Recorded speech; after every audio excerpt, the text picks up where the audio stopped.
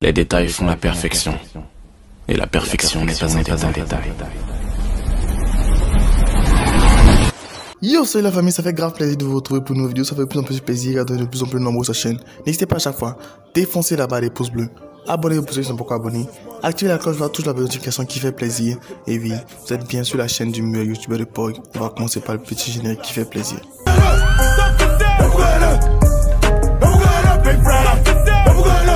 Les amis, c'est toujours un super plaisir, un super kiff pour moi pour vous retrouver pour une nouvelle vidéo. Aujourd'hui, on va faire une vidéo assez calme, assez détendue et assez posée. Et même lorsque je vais commencer à faire le déroulement de la vidéo, vous allez remarquer que le fond sonore ne sera pas le même. Parce que j'ai préféré prendre une musique assez douce avec moins de paroles pour que vous puissiez comprendre ce que je vais essayer d'expliquer et tout ça. Je vois déjà venir les gens en commentaire qui vont dire que j'essaie de copier d'autres vidéos et tout ça. Je tiens à rappeler une certaine chose parce que lorsque j'ai fait ma vidéo, j'ai présenté cela à certains abonnés qui me suivent depuis le début sur Instagram. Ils m'ont dit que ça ressemblait un peu à la théorie de Dorian.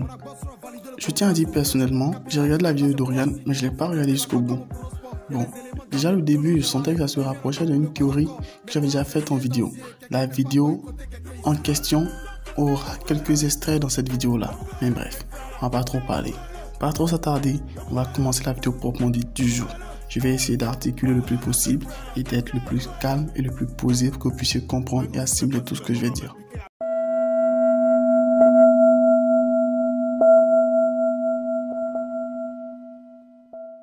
Comme vous avez pu le voir au titre de la vidéo, on est là pour parler de Willem.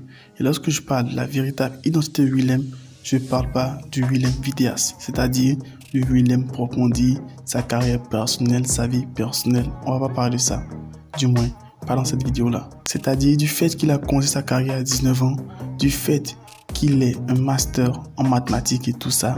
Bref, on va pas s'attarder sur cela. C'est sa vie personnelle, on va traiter cela dans une autre vidéo. Mais aujourd'hui, on est là pour parler de Willem en tant qu'acteur dans son univers.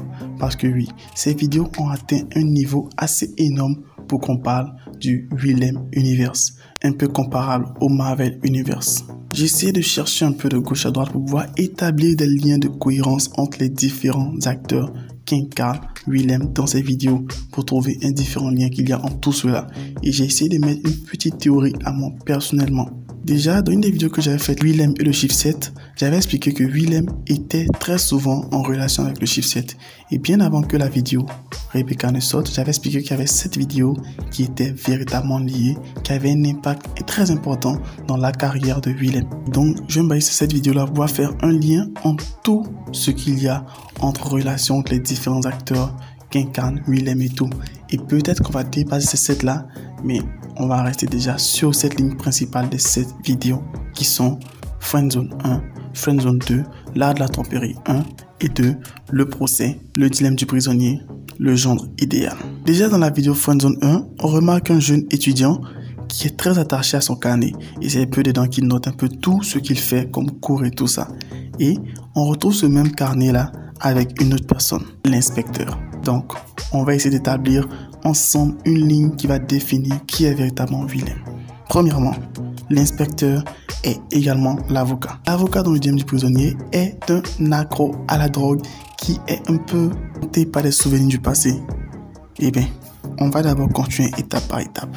Juste après avoir publié la vidéo du procès, Willem a publié une petite vidéo où il a expliqué un peu un truc concernant la cataracte. Et on a bien remarqué que dans la vidéo du procès, l'avocat est aveugle.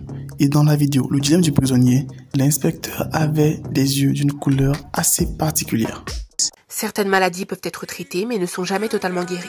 C'est le cas de la cataracte par exemple, qui se traduit par une baisse progressive de la vue et à mesure que la cécité se confirme, le cristallin des yeux devient plus opaque, puis gris clair, jusqu'à devenir entièrement blanc. Des questions? Qu'est-ce que vous pensez de déduction? Donc ma conclusion est la suivante. L'inspecteur est également l'avocat. Mais sachant que l'inspecteur est également l'étudiant de la Friendzone 1 et 2, donc on a une relation entre ces trois acteurs-là qui sont la même et unique personne.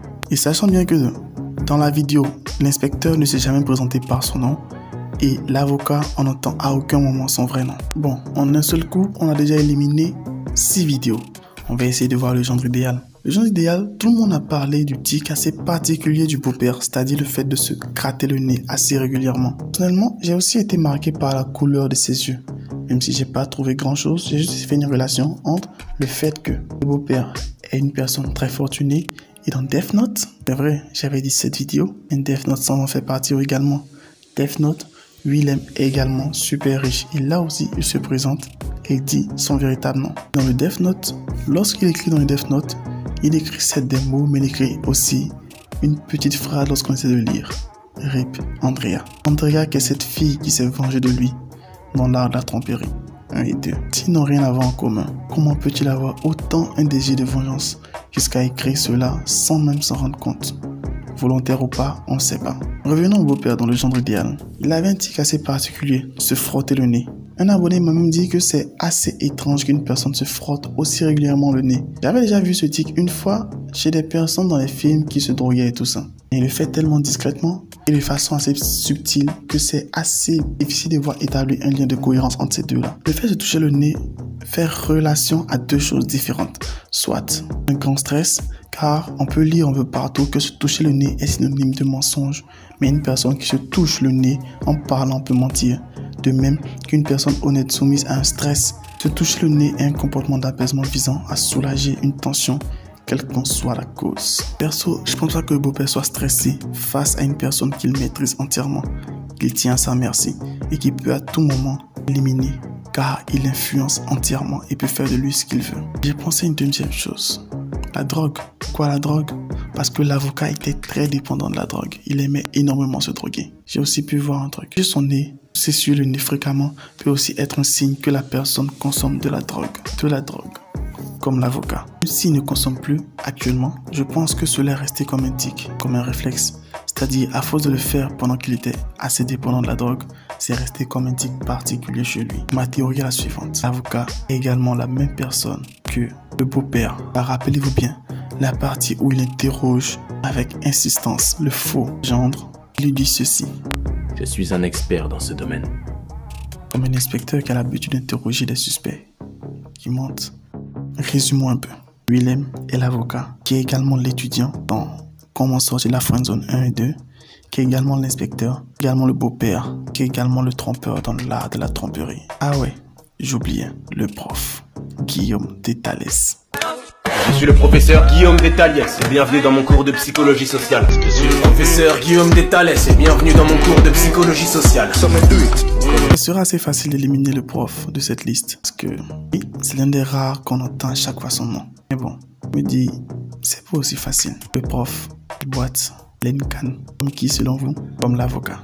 Donc on a assez de personnages qui sont résumés et qui se retrouvent en une seule et unique personne, Willem. Willem, l'avocat, l'étudiant, l'inspecteur, le prof, le beau-père, le trompeur. Il me reste assez de personnages qui sont assez difficiles à établir des liens. Principalement deux, le tricheur et le faux gendre. Ce sera assez facile de dire que le tricheur est également le trompeur. Mais dans l'art de la tromperie, on nous répète une seule et unique chose plusieurs fois. Ce n'est pas un simple trompeur. Je suis un perfectionniste. Le tricheur, c'est un perfectionniste. Alors que le tricheur se contente juste de tricher.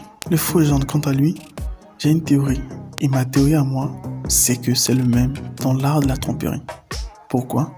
Parce qu'il se retrouve avec son ami au même endroit où il était avec la fille qu'il aime tant. Et il parle d'une fille qu'il aime tellement qu'il est prêt à tout arrêter, tout ce qui faisait de mal pour elle. Un peu comme notre Willem dans l'art de la tromperie 2, où cette fille l'a tellement bouleversé qu'il est prêt à changer et abandonner tout ce qui faisait de mal, des méchants. Mais bon, je pense qu'on pourrait établir un lien entre ces deux personnages-là avec la vidéo Rebecca. Pour l'instant, les autres sont assez bien liés. Rebecca. Vous me posez la question de savoir pourquoi des personnes qui semblent être les mêmes personnes se retrouvent dans la même vidéo. C'est-à-dire, dans la vidéo Comment sortir de la friendzone, où on peut être en même temps le prof et l'élève. C'est vrai que Willem est un perfectionniste, il peut faire assumer tous ses rôles pour que les vidéos soient bien faites. Mais une chose attire mon attention, et c'est une petite séquence. Mais comme Willem le dit, chaque détail compte. Sur le bonnet de Willem, dans la vidéo Le gendre idéal, précisément à 29 minutes 8 secondes, on peut lire Alternative future. Personnellement, je pense que la notion de temps a beaucoup d'importance dans les vidéos de Willem parce que toutes les vidéos de Willem, principalement les dernières, il met assez en exergue les différentes montres, les différents personnages et il y a toujours une référence au temps ou l'heure. Friendzone 1, il regarde sa montre après avoir donné des consignes à l'élève. Dans l'idéal, il veut une montre qui a l'air assez importante et assez d'arrêt sur image des différentes horloges se trouvant dans la maison. Dilemme du prisonnier, 3 ans après, le crime est assez important pour que les enquêteurs cherchent à trouver le coupable. Pour la notion du temps, le procès. On a aussi une image de l'horloge assez importante. Friendzone 2, il arrive encore en retard, comme toujours. Là, la tempérie 1 et 2, vous les cherchez. Mais bon, toutes ces vidéos, la notion de temps est assez importante. La théorie est la suivante. Je vous mets l'extrait de l'ancienne vidéo. Tout se passe dans sa tête. Il s'est toujours pas réveillé de son accident de la vidéo du 14 avril. Mais bon, c'est juste mon point de vue. Eh bien oui, on se trouverait dans un futur alternatif imaginé entièrement par Willem, juste après son accident. Parce que, avant son accident, rien n'est assez cohérent. Juste avant l'accident, il est très amoureux d'une fille. Et cette fille n'arrive même pas à lui déclarer sa flamme. Alors que, dans la tempérie, on nous fait savoir qu'il a l'habitude de pouvoir draguer les filles et être assez rapide pour leur mettre les grappins dessus et les faire souffrir après. Alors, pourquoi un mec qui arrive à draguer les filles aussi facilement a autant peur pour pouvoir dire à une amie qu'il aime bien? Je trouve ça assez dingue et pas assez logique. Et pourquoi nous sortir une vidéo de quelques minutes pour nous dire qu'il va bien, qu'il est rétabli? Bref, Willem est un perfectionniste. Je sais que la dernière vidéo aura beaucoup de réponses. Pour cela qu'il y a autant de temps pour la publication de cette vidéo. Mais on reste impatient. On attend tous de voir ce qu'il nous réservera. J'espère que cette vidéo vous plaira. Pouvez me donner vos théories en commentaire et aussi écrivez-moi sur Instagram. Plusieurs personnes m'écrivent sur Instagram pour partager leurs théories à elles personnelles et il y a assez de trucs intéressants à pouvoir découvrir. Je ferai sûrement une vidéo pour pouvoir élaborer ou expliquer toutes les différentes théories que j'ai reçues en bien sûr citant les différentes personnes qui ont émis cette théorie-là. Mais sur ce, donnez-moi vos avis et impressions en commentaire. Retrouvez-moi sur Instagram si vous avez des théories à partager. Et sur ce, je vous dis bye, cheers, cordialement, Jeff. Qu'est-ce que vous pensez de déduction? Okay.